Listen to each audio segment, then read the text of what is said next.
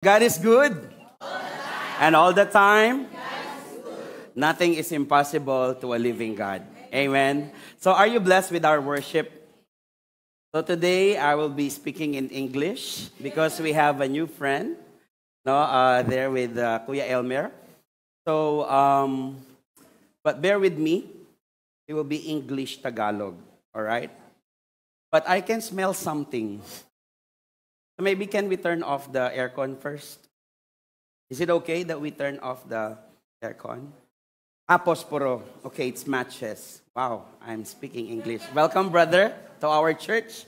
This is Hope Church. This is home. We are not a perfect church. We are imperfect, but we have a perfect God. But I believe everyone here will love you. And there's no, how do you say that? Yes. There's no race, there's no height, there's no color. We are one in Christ Jesus our Lord. Amen. All right. So, last week, pinag-usapan natin, we talk about the unhindered gospel. And one of the points there, the truth about the gospel is there's suffering in sharing the gospel. One of the suffering is that you need to speak English. Because the Lord said, go and make disciples of all nations. That's why I encourage everyone to speak English and learn how to speak English and Chinese and Malay and so on and so forth. Because I believe the Lord God will help us by His grace, tutulungan niya tayo. And suffering is real. Ano ba yung suffering? Paghihirap, pagsubok. Gaya nung sabi nung kay Jen, sometimes in our life, magkakaroon tayo ng pagsubok, iba-iba ng level. Even students, mga bata, mothers, fathers, all of us, magkakaroon tayo ng suffering at pagdadaanan sa buhay. But surreal yung suffering, yet we have also na pinagmamalaki that we have a God of possibility. Amen. That's why this past few weeks or this past few days, lahat po tayo, we had this typhoon. At nakita naman natin sa buong Pilipinas, in the Philippines, typhoon is very rampant. And nakita natin na maraming baha. There are many places that are flooded. And I want you to watch this video, very quick. It's not in the Philippines though. I thought it's from the Philippines, but when I read the caption, it's in somewhere in Jamaica. Can we watch this video very quickly? Oh, I will sing of the goodness of God. I love you, Lord. I love you, Lord. Oh, your mercy never failed me. On my day, I've been held in your hand. From the moment that I wake up until I lay my head, oh, I will sing of the goodness of God.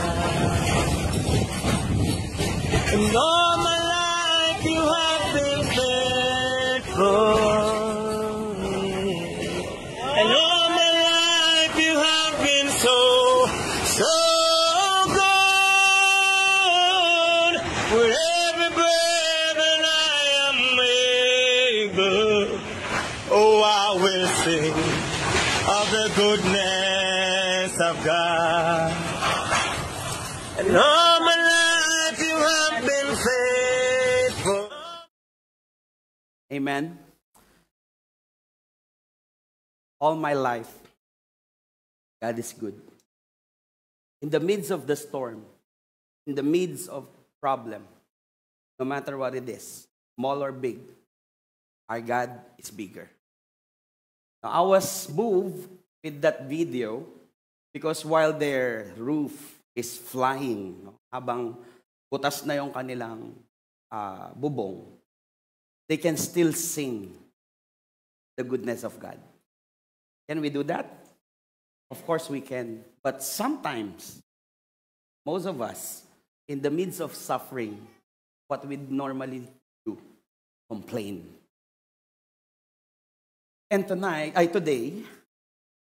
I would like to bring you to a lesson that we don't normally preach. Seldom people preach this.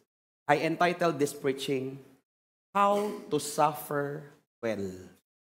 What? How to suffer well? No, in Tagalog, paano ba tayo maghihirap ng maayos? Somehow it's contradicting, yet is it possible? No? Today, I would like to unlock to you from the book of Job. Kilala niyo si Job?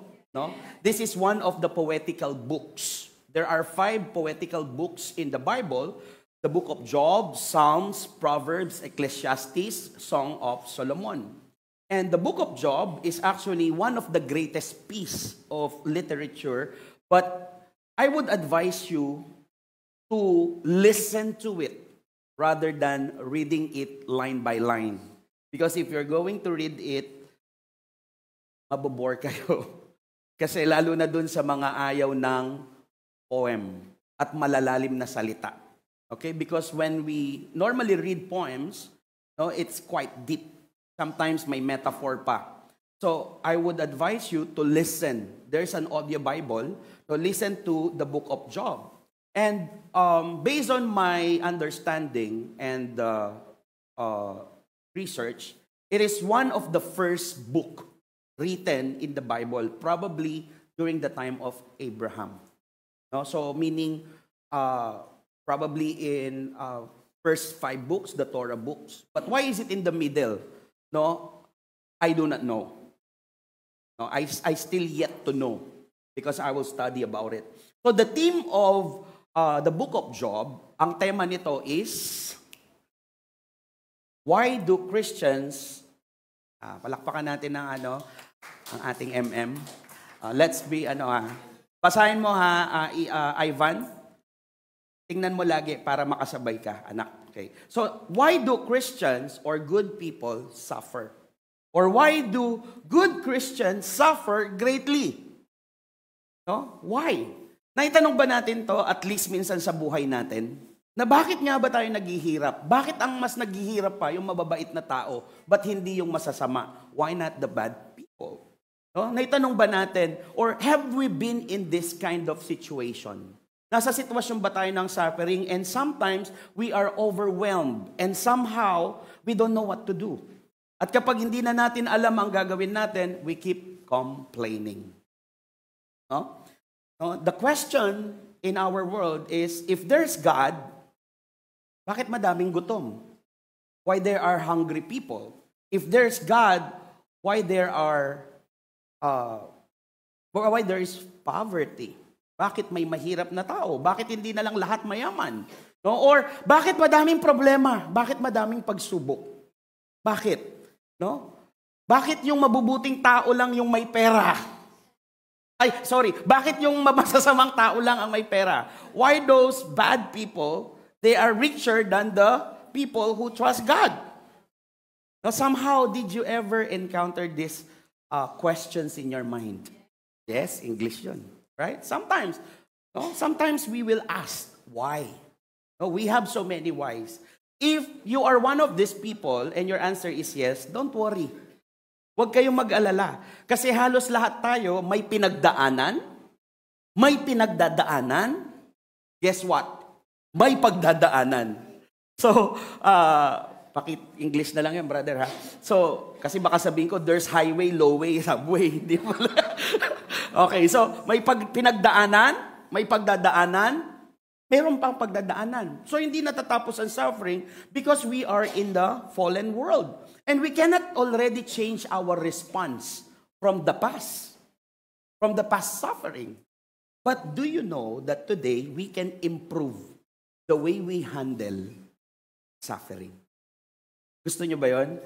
No? Gusto nyo ba kung paano natin mauunawa, how we will suffer well? No? Kasi, pwede. We can suffer well because of this. Because of the Bible. Now, let me share to you this story and poems of Job, which is seldom preached in the pulpit. This is the doctrine of suffering. Doctrine of suffering. Who would want to listen to doctrine of suffering? Sinong gustong pag-usapan yung hirap? Actually, wala. Right? Actually, we don't want it. Kasi we want beautiful life. We desire abundant life. But, the Bible is telling us not to be selective. Hindi dapat tayo selective sa Bible. We must preach everything in the Bible. But, what are the reason why? No? Kung bakit hindi masyadong natiteach tong suffering. Probably, most people, they have the fair share of suffering. All of us suffers. Hello? Have we went through problems?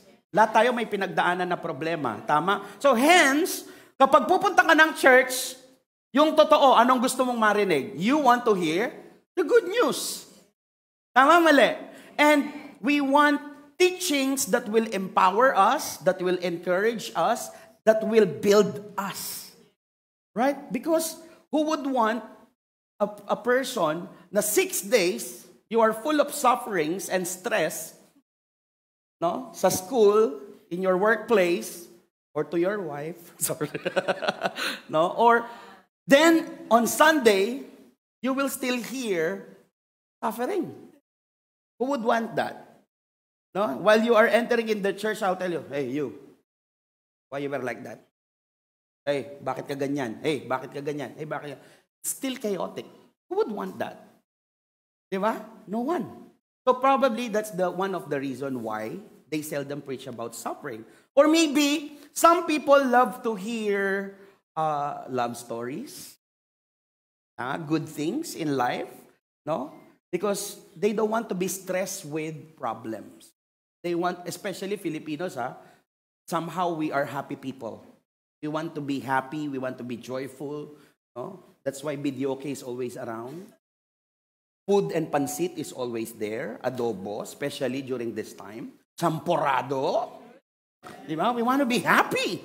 We are happy people. That's why probably these are the reasons. Or maybe some of the pastors, I'm not generalizing. For me, somehow, there's a fear of loss for the members. Because if we will always preach about suffering, I don't want to go to this church. Every Sunday, I feel bad. There's always suffering, right? So, there are so many reasons. There are long lists of reasons. But today, I will preach it because it's in the Bible. I want to obey my God that I will not be selective on my preachings. Kasi most of the preachings nowadays are more on God's love. But we must remember that God is also a God of justice. No? There is a wrath that is waiting for those people who doesn't believe Christ. But I want to tell you that today, at the end of this chapter of the book of Job, there's a good news as well. But let me just unpack to you, who is Job?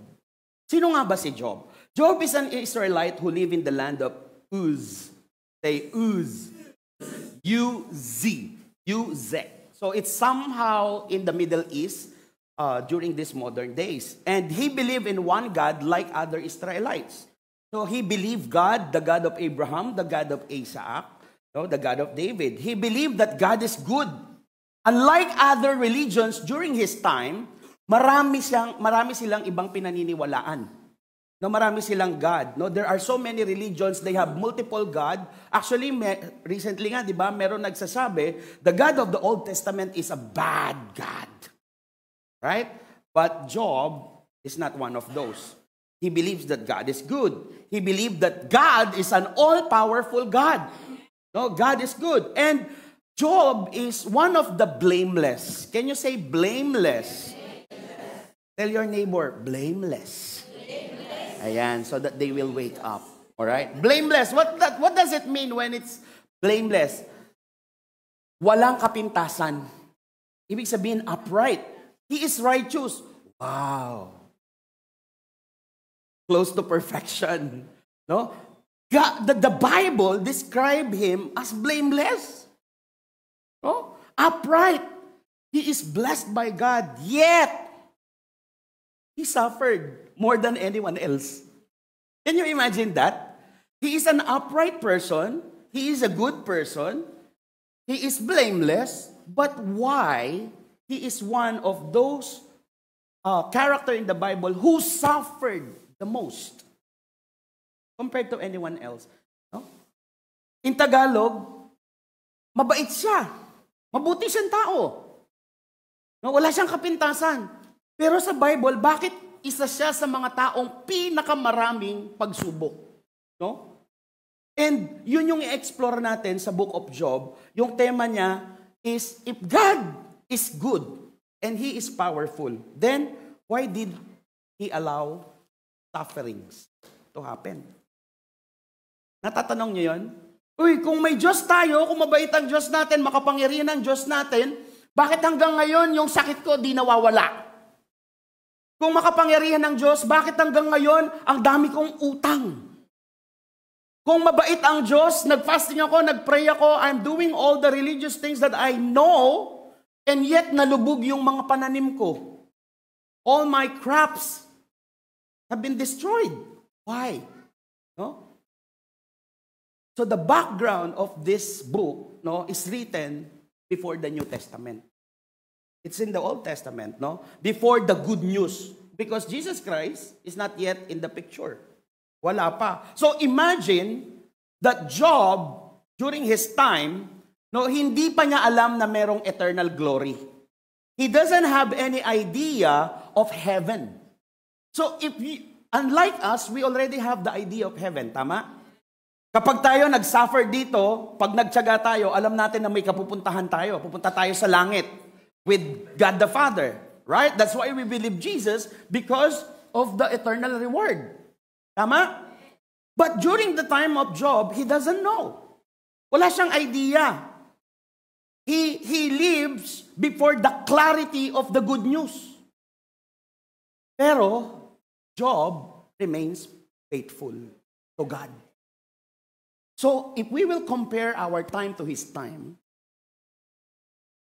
di ba dapat tayo ang mas maging faithful? Isn't it true that we should be faithful more than Job? Because we know that we will have reward. But Job doesn't know that he will have eternal life if he remains faithful. So, the structure of this book, the book of Job, no, comes with 4 sections. No? Prologue, long dialogue, section of monologues, and the conclusion. I will talk about 42 chapters. Are you ready? Are you ready to suffer? No, it's not suffering because, why? We will have wisdom from the life of Job. Now, let's start with the prologue, the introduction, chapters 1 and 2. No, so Job chapter 1, verse 1 to 5, it starts with the scene on earth with a good man called Job. Nagsimula ang lahat dun sa mundo tungkol kay Job. No, pinapaliwanag ng scripture kung sino si Job. Mayaman siya. May marami siyang anak, may asawa siya. No, he has a lot of donkeys, a lot of crops. So in short, he is rich. That is the scene. Picture out that si Job mayaman. And then on verse 6 to 7, there is a scene in heaven. Sa kalangitan, doon kasama si God the Father with the angels reporting to God. Nagre-report sila kay God. God, no, si Loren mabait. God, si Chow Yen natutulog. God, ito hindi nag-declare ng fasting pero kumain nung madaling araw. So, our angels are reporting to God. Imagine that, what is happening on earth. So they are reporting in heaven. And then there's this one fallen angel whose name is Satan. No, Satan means the accuser. No? Satan means the accuser. So every time that you will hear negative thoughts in your mind, that's Satan, the accuser. But this is not true. He is deceiving you. No? What does he said? No? God asked him. He reported to God on the bad things about the people, about their sins. No? The angels will report good things, but Satan is reporting bad things. O ito, si Job, binless mo lang naman yan, kaya mabait yan eh. No, he is tricking God, but he cannot trick God. Hey, you know, Job, this guy, is very rich. King's English na. No? Mayaman yan. But God said, did you consider him? Satan, come here. Did you consider my son Job? He is a good man. Consider meaning, na-try mo na ba siya with his faithfulness? Have you tried his faithfulness? Tapos, Satan said, oh, this guy is righteous because he is blessed. He has a lot of money. He can eat everything. Mayaman siya. And that's normal, right? Who would agree with me na pag mayaman ka, maganda ang kalagayan mo, mabuti ka kay Lord? Hello? Am I talking to Christians here? Are you still with me? Do you understand what I'm saying? Can I speak in Tagalog, brother? Naiintindihan niyo pa ba ako? Ano, gusto niyo diretsyon Tagalog na? Ha? Wag-amen tayo. Di ba masarap ang maging mayaman? No, and then, kaya sabi ni Satan, hindi. Kaya lang naman nagpupuri sa iyo yan kasi wala siyang problema. Mayaman siya. O sabi ni God, o sige, bibigyan kita ng karapatan. I consider him. Take out everything. Take his possession. Lahat. Kunin mo lahat. Tanggalin mo. Anong nangyari? Kung babasahin nyo yung first few chapters, I encourage you to read, okay? I will tell you the synopsis. Nawala lahat ng crops, namatay lahat ng hayop, namatay pati anak. Even the children died. But Job is still alive. You know what happened? If that will happen to you, what will you do? It's suffering, right? What will you do? I don't want to live anymore. My son, my daughter, my crops, my kayamanan. Then you will complain, right? But you see, Job remains faithful. Despite Satan taking everything away except his life, Job still blessed God by his worship. You know what he says? In Job chapter 1, verse 21 to 22, he says, naked I came out from my mother's womb. Naked I shall return. The Lord gives, the Lord takes away. Blessed be the name of the Lord. He still praised the Lord. In Tagalog, sinabi niya, ipinanganak akong walang dala at mamamatay din akong walang dala. Ang Panginoon ang nagbigay ng lahat ng mayroon ako at ang Panginoon din ang kumuha nito. Purihin ang pangalan ng Panginoon. Sa kabila ng lahat ng nangyari, hindi nagkasala si Job, hindi niya sinisi ang Diyos. Hello? This is Job who doesn't know that there's eternal glory. And yet, faithful. Kumustahin nga natin sarili natin? Am I faithful? Wala lang makain, hindi na nag-pray. Tinanong mo pa, bakit, Lord? Who always have that script? Why, God? Why? Right? No? So let's continue. Sabi niya, in Job chapter 2, verse 1 to 10, no? Umakyat ulit siya. Woo! Sabi niya, God, He is so blessed kasi malakas pa siya. No, He is still faithful kasi maayos pa katawan niya. At po, wala sakit. And then the Lord said, sabi niya dito, when Satan challenged God, sabi niya, okay, go. Sige. Do whatever you want to Job. Pero wag mong kikitalin ang buhay niya. Don't kill him. Do everything that you want, but don't kill him. Alright? So spare his life. What happens? Itong si Satan, ito ang ginawa niya. Picture, please.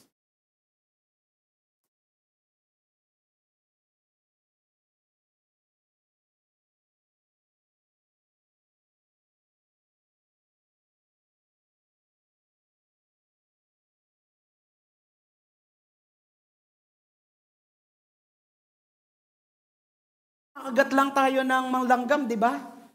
May kinis kong lang, iningang langgam may na. Minsan nanggigigil pa tayo, di ba? But look at this, Job. Now, I took a photo. Ito, this is original. Imagine that kind of blisters and boils with his whole body from head to, mula ulo hanggang paa. Nangangati, mahapde, masakit. I'll ask you, will you still praise God? Will you still praise God? Totoo. Yun nga, sakit ng ulo nyo. Sakit ng ulo ko. Sakit ng ulo ko. Sakit ng bulsa ko. Sakit ng split ends ko. Diba? You don't say, praise the Lord, masakit ang ulo ko. Oh. Hello. Who will be honest? Hirap naman, ako. Yung palayan namin, naging dagat. Diba? This is how we react. This is how we respond.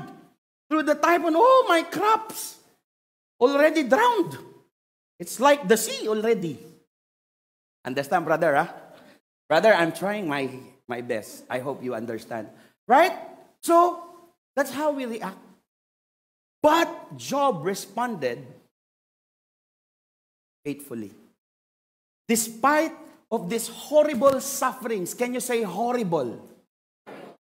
Ibig sabihin, kahindik-hindik, kagigla-gilalas, kasuklam-suklam.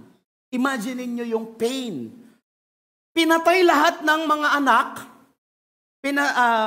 tinanggalan ng lahat ng kayamanan, tapos ganito ang sakit niya. Do you know that even his bones, masakit na. No? Lumalabas yung mga juices. Imagine mo yung juices ng balat. Masakit yan. Yung nanangalang na maliit na pigsa sa kilikili. Wow! Sino naka-experience nun? Dude, ang sakit nun. It's very painful. Oh, ito na lang. Sino yung mga nagkalaso? Ako kumain, masakit. Dalawa lang yun, ha? But imagine him. From the top to the bottom. Imagine the pain, the agony. You know, he is already mentally troubled. And somehow during this time, he is also rejected by his friends. Wag muna tayo dun sa friends. Dun na lang sa asawa. His wife. Yung asawa niya, sabi niya, you should curse God and die. Imagine the nagging wife. The nagging wife said, hey, what is happening? You should curse your God and die. But when he is rich, I love you, baby. I love you, baby. Can you give me money? But now, when he is poor and he has nothing to give, he has nothing to offer, go and die. Walao eh. What kind of person is that? This nagging wife. I am so blessed that my wife is so good. My wife is the best. He is submissive. She is generous. She loves me so much. Love you, baby. All right. No?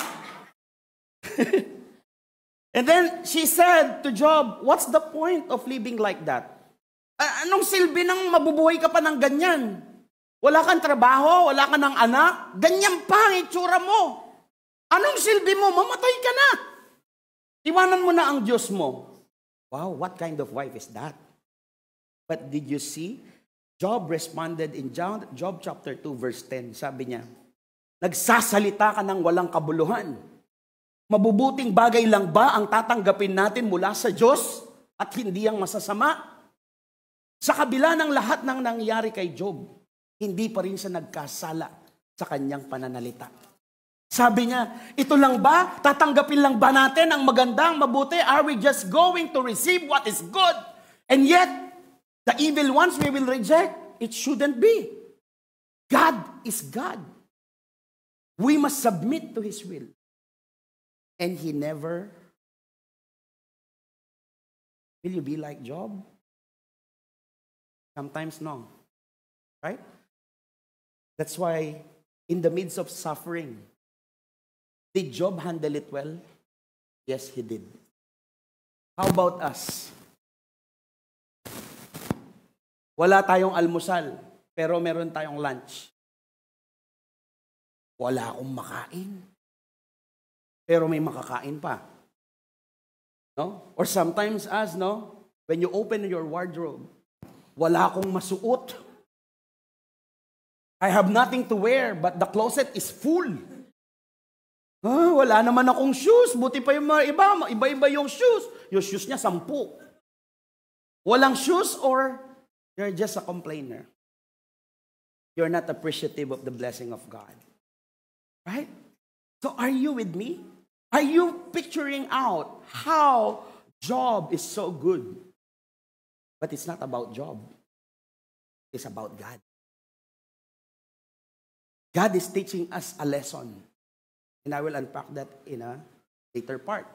Number 2, tapos na tayo sa prologue. That's what happened. That's the scene of Job, heaven and earth, Satan and God.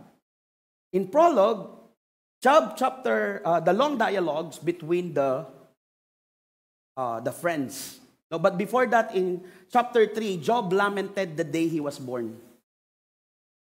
This time, the 3rd chapter, he already laments. He is still a human. He reached the peak. Kala nyo He still reached the peak.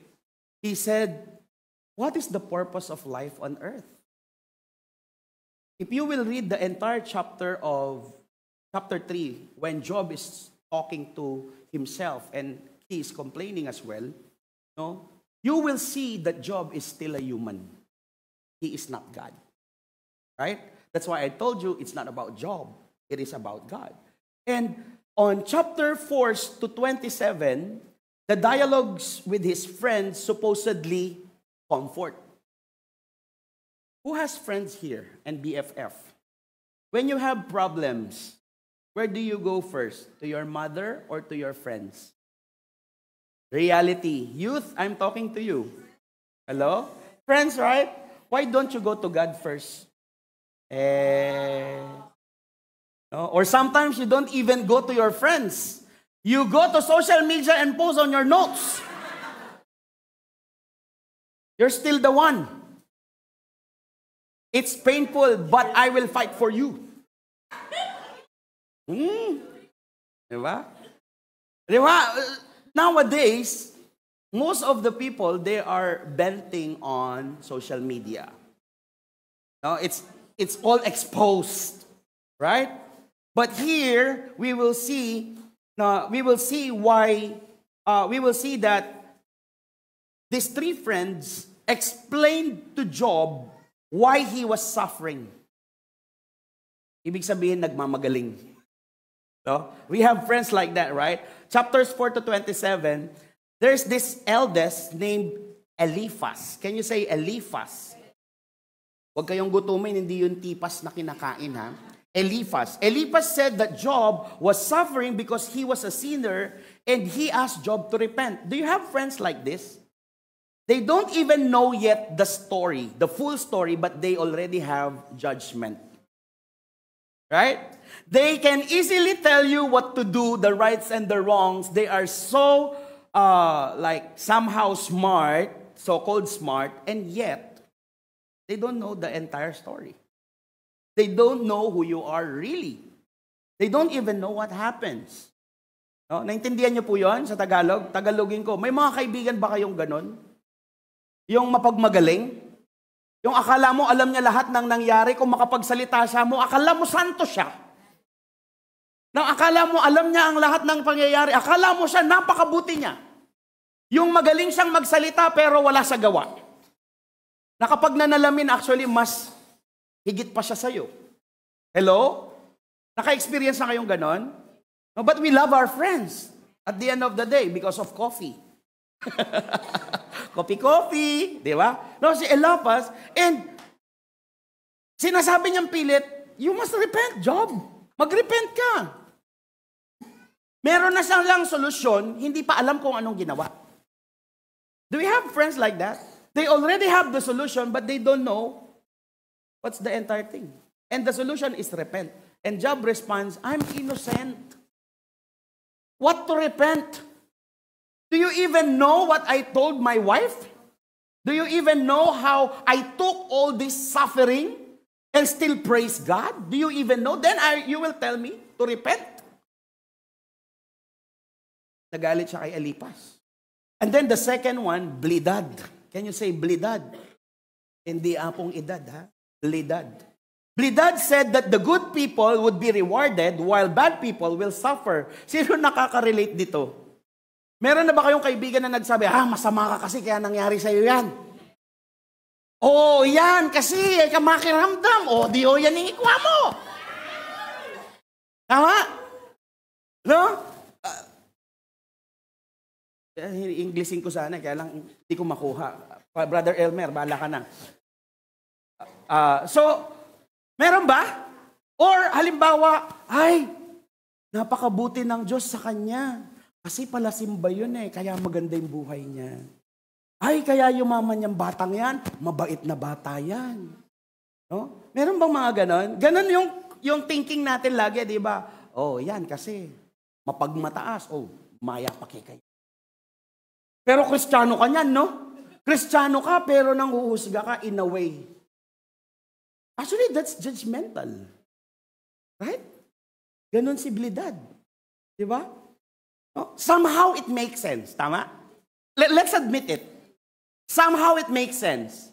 Kasi di ba, in the book of Galatia, you sow what you reap. Tama? Kung anong tinanim, siyang aanihin. So somehow it does make sense. But the way Bildad give it or share it or deliver it to Job, it sounds like he is judging him. So there's a difference with stating facts than judging.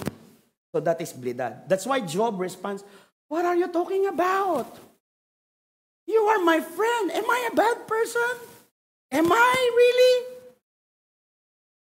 Sometimes people know the long list of good things. They forgot the long good things. Then one mistake, you're already the worst person in the world. That is sad. Very, very sad. Malilimutan nila yung sangkatutak na ginawa mong kabutihan, nagkamali kang minsan, akala mo ikaw na ang pinakamasamang tao sa mundo. May mga ganyang kaibigan. Diba? Kaya ang sabi din ni Job dito, inosente ako. Kilala mo ba ako? Kaibigan mo ba ako? Ganun ba ako sama? Hello? Kaya nasasaktan siya. Sino dito nasasaktan kapag ganun ang tingin sa'yo ng tao? Wala ka namang alam, kala mo kung sino ka magaling. Right? Hindi mo nga nararamdaman Naramdaman mo ba yung naramdaman ko? Hindi mo alam yung mga pinagdahanan ko, tapos mamahuwi ka na. Right? So, ganyan ang mga drama. And then this youngest, Zophar, he started also to accuse Job. Nag-accuse din siya of his sin which he did not do. Sabi niya, you are wicked. No?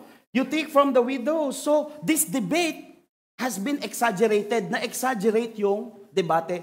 Who would agree with me that if there are this debate and exaggeration of who is good and better, somehow you'll get emotional.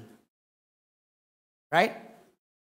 Pag nag-hit up, pag nag-iinit yung pagtatalo, yung pag-uusap, kahit maganda yung motibo, tumataas yung level ng emosyon natin. Tama, mali? Kaya umaabot sa punto na somehow, nagagalit tayo. Kahit ayaw nating magalit. No, you know in your mind, in your heart, I am not supposed to get angry with my wife. But the way she talks to me and the way she doesn't want to submit to me, my heart is boiling. That's why I'm angry. Ano ba? I'm the husband. I must lead this family.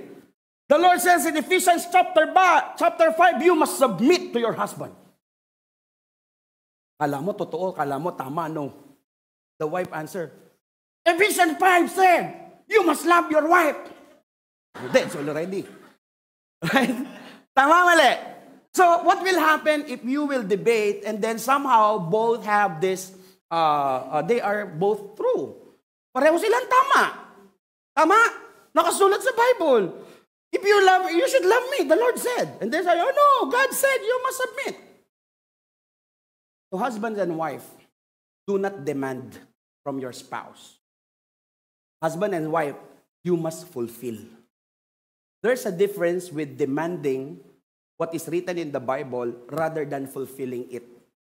Mas masarap tanggapin yung pinufulfill mo kahit hindi hinihingi. Husband and wife, sagot. No, hindi na kailangang magdebate pa kung sino ang mas magaling, kung sino ang tama. No? Husband and wife, you should be one. No, you should be partners, not in crime, in good things, okay? Don't say that you are partners in crime. We don't agree with that, okay? No, we partner in good things. No? We are one. No? So, going back, doon kay Job, nag-init si Job. Nagalit si Job. No? Nagpo-protesta na siya. He's protesting to God. He's so angry kasi, let's show this. They keep talking but not listening to what he says. Nag. No, listen to me. No. You are wrong. Hindi pa. No. Wrong. Repent. Hello? Sinong di maaasar doon? Makinig ka muna. Hindi. Masama ka. Wala nang chance. No, there's no chance for you to explain yourself. So, sinong di magagalit? Kaya laging galit asawa ko sa akin. I talk but I don't listen. Let's not do that. Do you know that mas mag-igi pa ang makinig kesa sa salita na salita? No? That's why si Job here, he asked God, why are you like this? Why you're so cruel to me? No, out of emotions, kahit na ayaw niyang questionin si God, nasabi niya yon because of these friends. Sometimes, the reasons why we suffer is not actually because of us. Sometimes, the people around us. That's another reason why we suffer. The suffering of mental problems, the suffering of emotional problems, sometimes you get it from other people. Not actually from you. Now, I'm not generalizing, but somehow it's true. Or sometimes, nagkakaroon tayo ng problema because we think of people or iniisip natin kung anong sasabihin ng ibang tao sa desisyon natin. Ay, gusto kong mag-church, pero nahihiya ako eh. Sasabihin na naman pa-church ka pa, di ka naman nagbabago. Why would you care about other people? Care about what God is telling you. Amen? No? So we should learn how to listen to our friends. So sa lahat ng mga may kaibigan, learn how to listen before talking. Sa lahat ng mga mag-aasawa, to avoid suffering in the marriage, learn how to listen before talking. Can I hear an amen to our mag-aasa? Amen, David. Yes, amen. It is recorded. I will listen. My wife is telling me, amen. All right. Okay. So that's what happened in the long dialogue. Third is the section of 4 monologues. Are you still with me? Are you listening? Are you getting the point of this teaching? All right. Section 4 monologues, chapter 28. This chapter is a poem on wisdom. Karunungan. Sinong gusto ng karunungan? No, it is written by himself, si Job. Imagine, kapag nandito ka sa sitwasyon ng paghihirap, makakasulat ka ba ng maganda? Mahirap, di ba? Baka puro yung journal mo. Put a little more. Put a little more. No?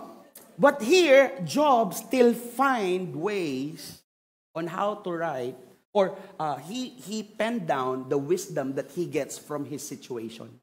You must read the book of Job, chapter 28, if you want wisdom from him. Let's move forward to chapter 29 to 31.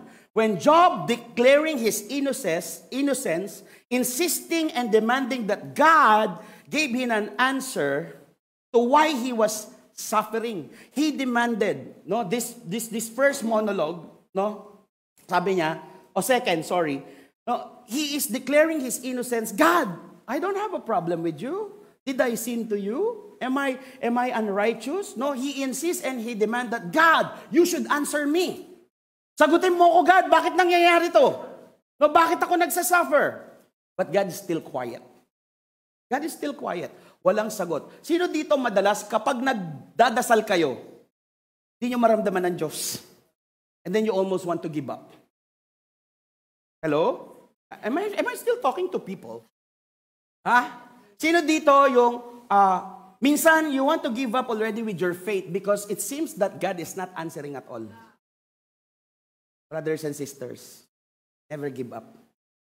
God is doing something behind the scene. All right? So, and then, on chapters 32 to 37, there's this fourth person. He is not a friend of Job, but he eavesdrop. Ano mo yung eavesdrop? Marites. Nakimarites siya. So he is a bystander. Pero itong marites na to, maraming wisdom. No? He is not a friend, but somehow he is actually the comforter. No? Sabi niya dito, he is the youngest bystander listening to the 3 wise friends of Job. And he actually said almost the same thing. Halos pareho ng konsepto ang sinabi niya kay Job. Pero ang pagkakaiba, meron siyang dinagdag na tinatry niyang, siguro sabi niya kaya nangyayari yan sa'yo, God wants to mold your character. No? Maybe the Lord allowed it to happen. He wanted to mold your character. No, these are the wisdom that I get from Elihu. Where is Errol? Oh, Errol, this is Elihu. You're asking about Elihu.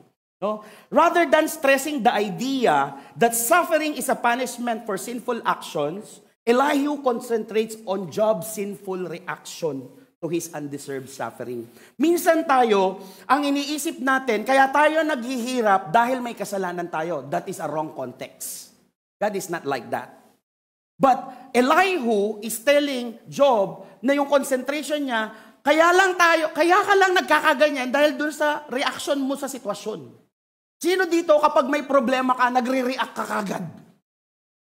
Hindi mo pa inaalam muna ano ang root cause ng problema mo, kung ano-ano na yung pinagsasabi mo at ginawa mo. Hindi mo pa inaalam sa Diyos. No, sometimes or most of the time, this is how to handle suffering well. Rather than reacting, we must be responding. Reaction is different from responding. When you respond, there's wisdom on it. No, rather than reacting. Automatic kasi. Oh, halimbawa, for example, nakita ko naka-short si Chow. Yan, ba't yan yung suot mo? Nakakita lang na ganun short. Pwede namang itanong na, mahal ko, ba't ka nagsuot ng maikling short? Kasi B, ang laki ng sugat ko dito, masakit. Yung pala yung reason. Sometimes there are reasons why. So before you react,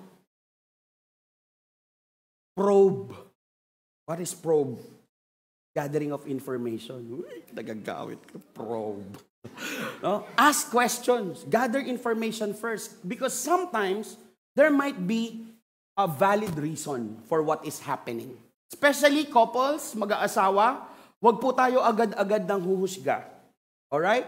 No, sa mga kabataan, huwag nyo kagad husgahan yung mga magulang ninyo na masama silang tao dahil pinaglilinis kayo. Baka hindi nyo alam, they are just teaching you on how to be a good person para kapag nakikain kayo sa ibang bahay, marunong kayong maghugas ng plato. Hindi yung nakikain na kayo, iniwanan nyo pa yung mga pinagkainan ninyo. Hindi ko naman sinasabing meron dito, pero parang ganun na nga. I'm speaking to all the youth of this church. I charge you to clean everything before you leave. Hey, this is reality. Right? That's why we should thank our mothers and our fathers. Thanks to our parents who's disciplining us because they are like God who disciplined us. Tama? Huwag agad-agad nakahusga. Nanay ko, masamang nanay yan. Nanay ko, Armalite yan. Please, don't judge your mothers.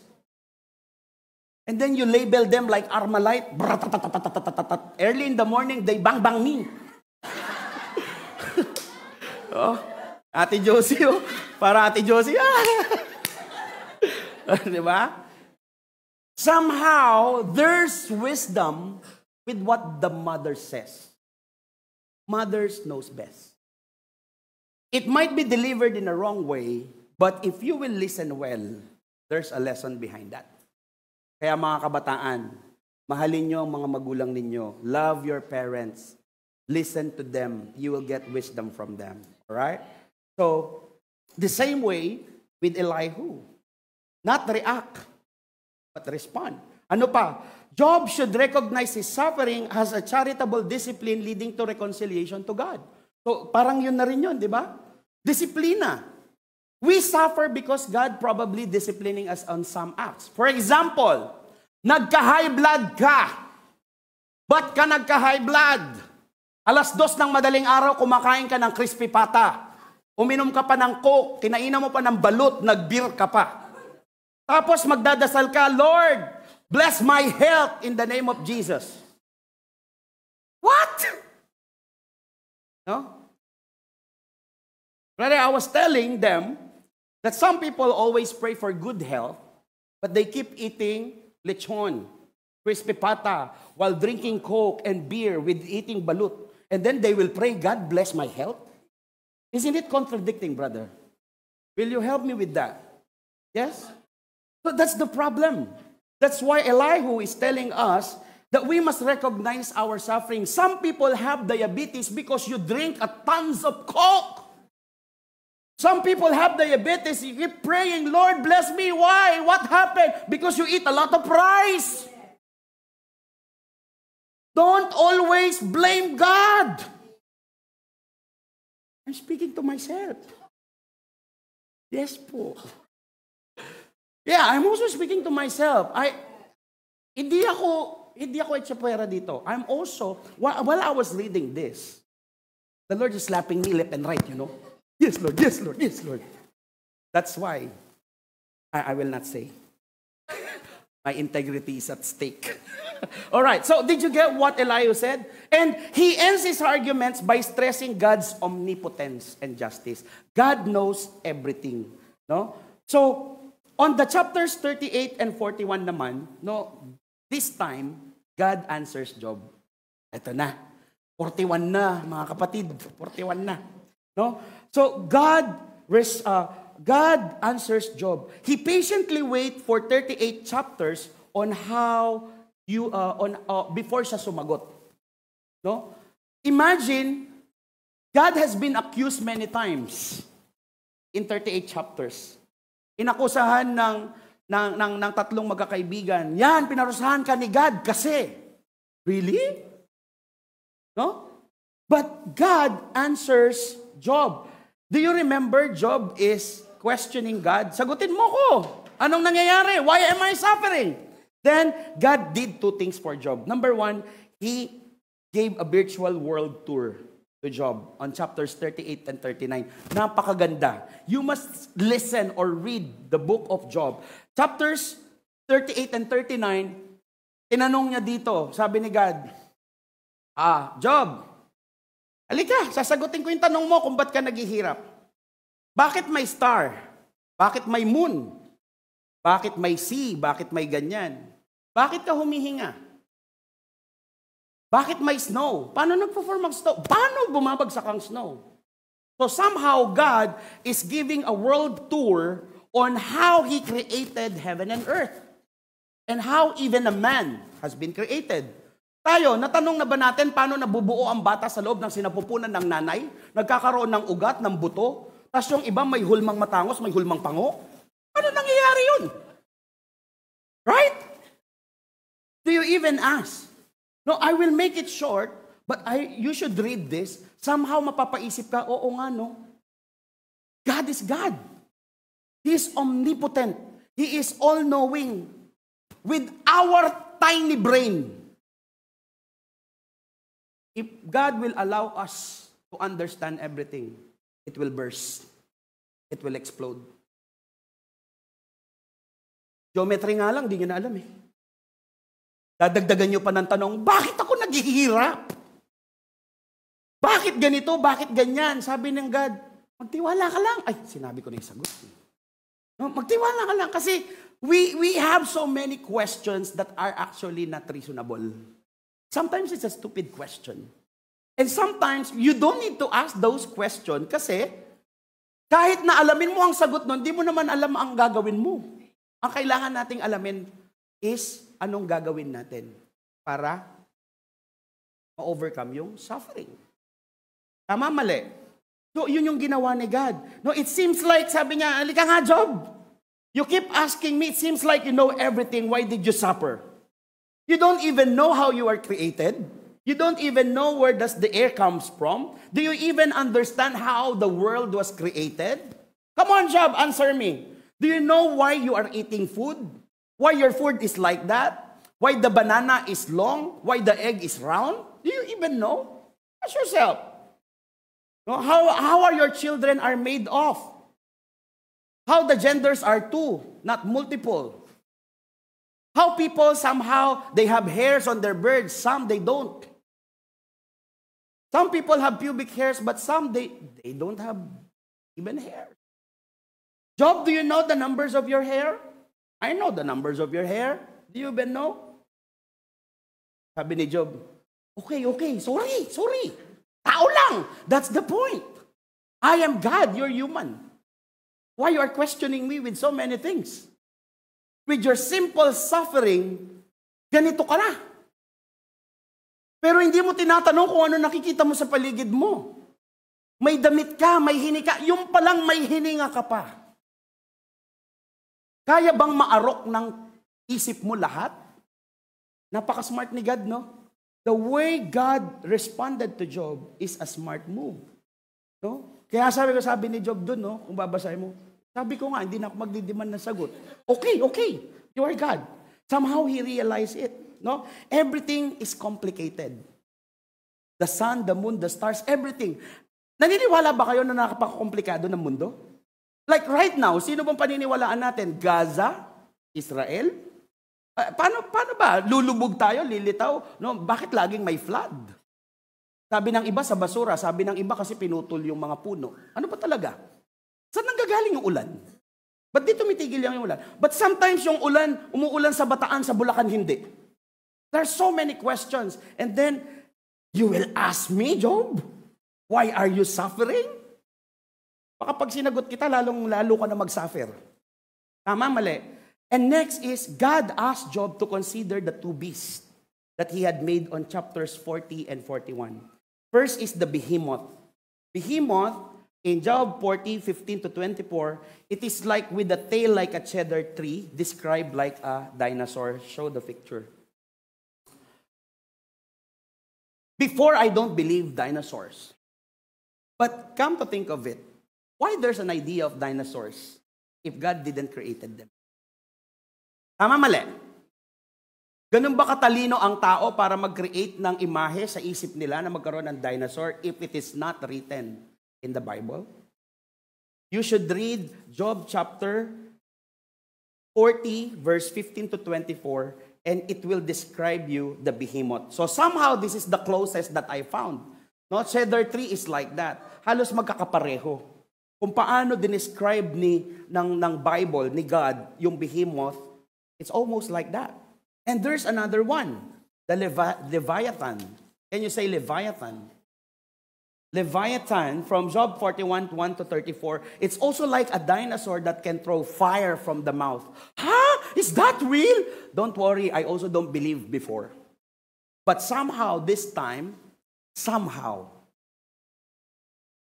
naniniwala ako. Kasi, if you will read this chapter, it is described as like this, as dinosaur. Bumubuga. No, I researched some commentaries, and what I've learned is some commentaries from the Bible said that this Leviathan is just like a crocodile. Question, did you see a crocodile that fires out from his mouth? Impossible. Some people, they said the behemoth is a hippopotamus. Hippopotamus, it's so short, it's so small, right? No, I saw in Singapore, in the Philippines, hindi pa.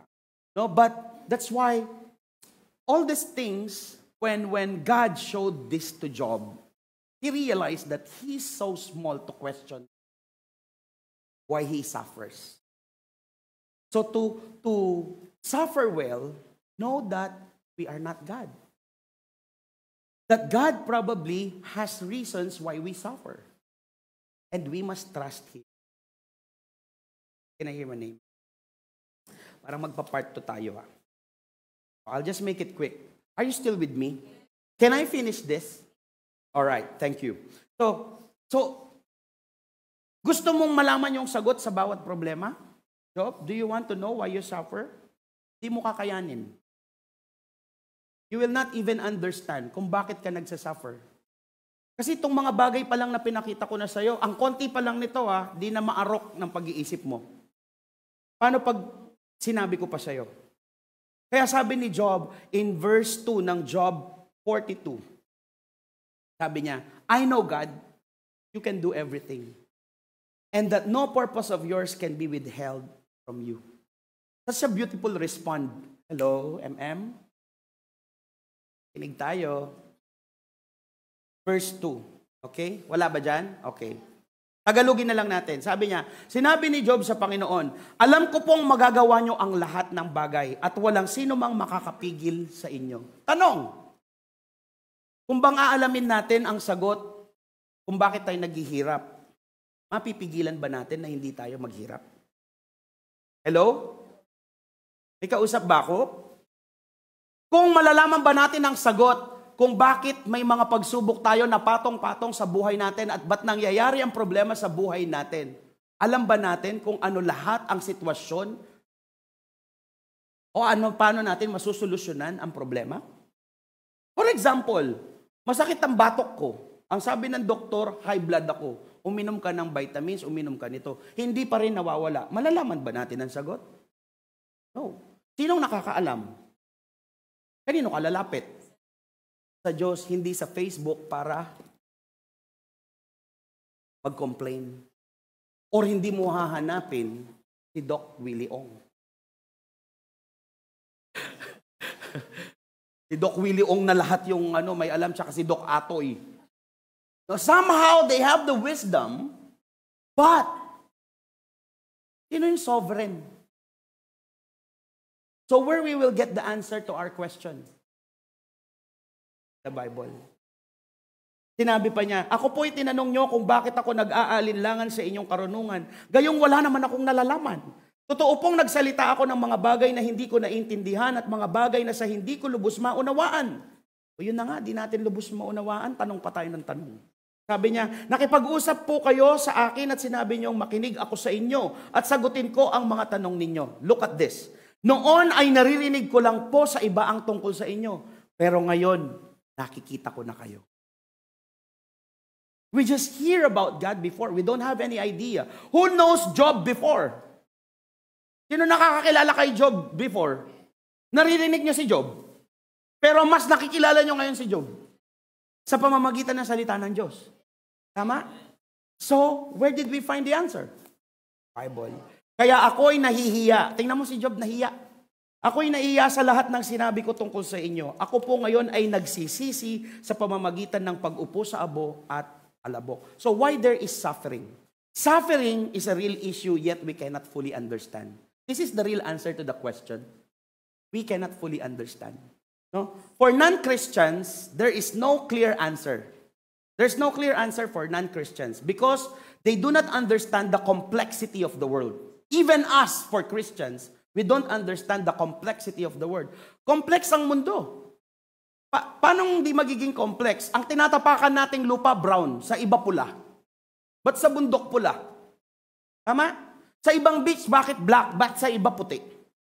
Somehow there are reasons, but we cannot fully grasp and understand it. No? So our simple mind cannot comprehend. Napakaliit ng isip natin para alamin ang lahat. And God has a reason why. May dahilan ng Panginoon. So let us not waste our time and figuring out ba't ako naghihirap.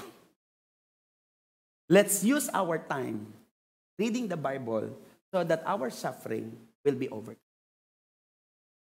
Amen? No? As Christians, the answer to suffer well is this. Una, man sinned and therefore we experience suffering. Genesis chapter 3. Bakit tayo naghihirap? Kasalanan ni Adam at ni Eva. Nakasulat yan sa Genesis chapter 3. Sabi niya, dahil hindi ka sumunod sa akin, itong mangyayari sa iyo. Ikaw, Adan, you will toil the ground forever and provide for your family. O ikaw, Eva, dahil ikaw ang unang kumain ng putas na yan, maghihirap ka sa iyong pumbuntis ng 9 na buwan. It's in the Bible. So if you are a Christian, you should know why we are suffering. So dapat, kung alam natin yung Biblia, alam nating i-handle kung paano ang paghihirap. Kasi unang nagkasala, si Eva at Adan. And we know that suffering can hurt us, but not harm us. Masasaktan tayo pero hindi tayo lulugmok. kung alam natin ang salita ng Diyos. Bakit? Romans chapter 8 verse 28, ang sabi niya, alam natin na sa lahat ng bagay, gumagawa ang Diyos para sa ikabubuti ng mga umiibig sa Kanya. O kahapon po, hindi po ako nakapag-enroll. Bumagsak ako sa DABSU, ang sabi ni Jenny Lynn. Ba't ka bumagsak sa DABSU? Marahil alam ng Diyos, mahihirapan ka sa DABSU. At marahil dito, kapag dito ka sa BPSU, mas mapapalapit ka sa church mo dito sa Hope Church, matuturuan ka, makapag-start ka ng life group mo doon sa BPSU. Kasi kapag DABSU, malang pamasahin ni Ate Rona. Di siya makakapunta. Pag dinalupihan, mas malapit, matitrain ka niya. Hey, this is something that comes from the Lord. Maybe. But does it make sense? It makes sense. So why sometimes we suffer? Bakit pinatagal pa ng Diyos na mapapasa ka doon sa BPSU? Probably the Lord wants you to kneel down. Because God wants to hear your beautiful voice. Pansinin nyo yan, kapag naghihirap ang tao, lalong lumuluhod. Bakit maraming pagsubok? Kasi namimiss ka ni God. Actually, God can give everything to you. But why you need to suffer first? Because He misses you. He simply loves you. He's waiting for you. Talk to me. Come, who are you weary? Come to me. Lahat ng mga bagay na nangyayari sa buhay natin, maganda o hindi, ay para sa ikabubuti ng mga taong umiibig sa Diyos. Kaya mga kapatid, wala tayong dapat ipag-alala. Kung tayo ay naghihirap, yes, suffering. This is the good news. Suffering can transform us. Sino dito dahil sa pagsubok mo bumuti kang tao? Sino dito dahil sa paghihirap mo at dahil sa pangungutya ng mga tao na dapat sana magmamahal sa iyo, pero dahil pinatunayan mo na may pananampalataya ka sa Diyos, ikaw ang nagbago para sa kanila. Ikaw ang binago ng Diyos para bumuti ka. Diba, Shane? Amen? Ang lahat ng mga pagsubok na nangyayari sa atin, ang lahat ng kumukutya sa atin, hihiyain ng Diyos. Bakit tayo ang nagsasuffer? Because God loves us so much. So we must praise the Lord every time that we have suffering, because suffering can transform our lives. Mahina yung amen. Nako, habaan ko pa to, bala kayo. No? So, sometimes also, God allow us to suffer so that we will be humbled. Kasi minsan nagiging ma-pride tayo. Why sometimes God takes out something? So that you will come back to Him. God, what happened? God, what do I need to do? Oh, finally, He remembers me. Okay, I'll give it back. Right? As simple as that. Matthew 6:33 says, ano sabi doon? Seek first yet the kingdom of God and His righteousness, and everything will be added unto you. Everything means your love life, your good health, your car, your house, your school, everything. God loves to be with us. Or sometimes, the reason why we suffer, probably the Lord allowed it to happen so that we can be sympathetic to others. Can you say sympathetic? With a thetic, not thetic. Aesthetic. Sympathetic. Bakit? Now, I remember my SDLs, like si Rosel, si Rona, sila Jobel. They are not people person. But when they become leaders and they know to get Christ, nagpupunta sila sa mga remote areas and they saw yung needs ng ibang tao. Mahirap abutin ang ibang tao. They will reject God. We will have that kind of suffering and rejection. Yet, when we give the love of God, the Lord will transform us first before He will transform them. Tayo mismo in that suffering, the Lord is showing us we need to sympathize with other people. Because God is love. If we love God, we must love one another. No? Nabago ang puso nila. Ako mismo, nabago ang puso ko sa pag-ibig sa kapwa ko. Dati madamot ako eh. But whenever you see people who are hungry, that sometimes you are complaining because your food is only pancit canton and egg, other people doesn't eat at all. It breaks our heart. Sometimes me and Shawen complaining with our house, oh, it's so dirty. It's unclean. But whenever we visit some of our life groups, They're just staying in a very small room full of people, 6 to 10 people sleeping on the mat. How could we complain? Different levels of suffering. The definition of my suffering may not be the definition of suffering of other people. And God inaalaw ni God lahat nangyayari to refine us. Para dalisayin ang puso natin na matuto tayong magmahal dahil God is love. And all these sufferings are actually nothing compared to the eternal glory. That's the reward. No? That's why we preach what we preach. That's why we speak about the love of God. That's why we talk about the Bible itself, because suffering is one of the tools so that how we can go to heaven. So, bear with me. Imagine with me. Ang lahat ng mayayaman ngayon at sikat, nasan sila? Where are they during Sundays? I'm not generalizing, but most of the famous people, rich people, where are they every Sunday? Malls, travels, business, more business, more business, more money, money, money, money. Right? But where are we? Listening 2.5 hours with this pastor who talks a lot and never listens to us. I'm willing to listen if you have questions. We suffer listening, but we are more than blessed because we are with God. So as Christians, for us to handle this suffering well, remember this truth.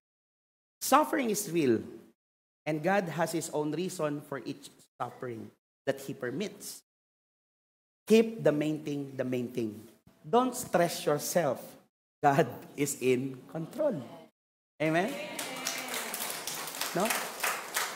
To end this, I'll wrap it up. Suffering that can, so that we can handle it well, remember the following. All suffering is the result of the fall. Adam and Eve. Check Genesis 3. God is near to us even in our suffering. God never leaves us. Tama? So we must trust God. Because God is sovereign, our sufferings are not meaningless. Every suffering has a purpose. You just get to know kung ano yung purpose ni God. No, nabanggit ko yung kanina, Roma 8:28-29. And lastly, one day, all these sufferings will be removed. Because all of us, we will praise and worship the living God, enjoying His presence in heaven.